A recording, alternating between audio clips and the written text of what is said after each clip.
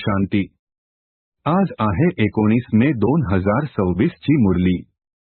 महावाक्य आहे, गोड मुलांनो, आत्मअभिमानी भव, चालता फिरता, उठता बसता।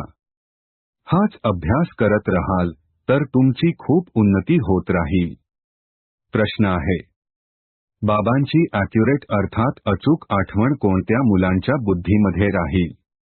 उत्तर आहे, ज्या मुलांनी बाबांना ॲक्युरेट अर्थात अचूक जाणले आहे।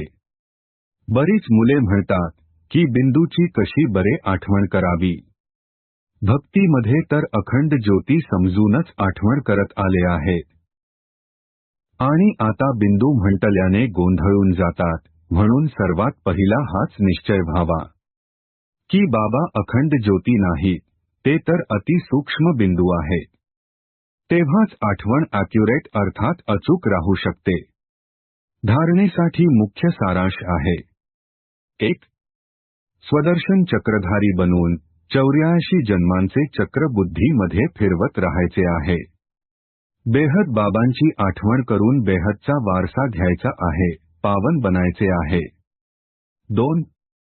कोणत्याही वस्तूचा लोभ ठेवायचा नाही, जे मिळेल त्यात आनंदी राहायचे आहे। भाकरी तुकडा खायचा आहे, बाबांच्या आठवणीमध्ये राहायचे आहे। आजचे वरदान आहे, सर्वांच्या मनातील रहस्याला अर्थात भावाला जाणून सर्वांना राजी अर्थात संतुष्ट करणारे सदैव विजयी भव। स्पष्टीकरण आहे, विजयी बनण्याकरिता प्रत्येकाच्या मनातील रहस्याला अर्थात भावाला जाणून घ्यायचे आहे। कोणाच्या मुखाद्वारे निघणाऱ्या आवाजापेक्षा त्याच्या मनातील भावाला ओळखा, तर विजयी बनू शकाल।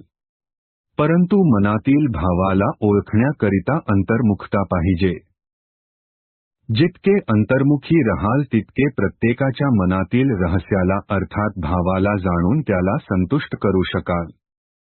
संतुष्ट करणारेच विजयी बनतात। स्लोगन आहे, वैराग्य ही एक अशी योग्य धरणी आहे, ज्यामध्ये जे पण बीज टाकाल ते फलीभूत अवश्य होईल। ओम शांती।